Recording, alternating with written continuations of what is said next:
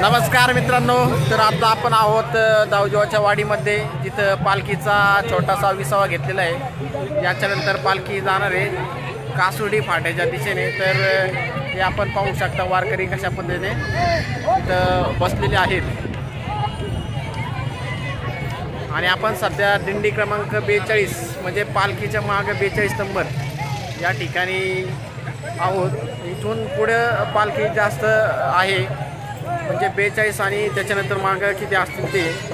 आणि आता पालखी थोड्याच वेळात येथून निघणार आहे। तरी पण वारकऱ्यांची जी ये जा आहे ती सध्या तरी आपल्याला चालू आहे हे दिसून येत आहे।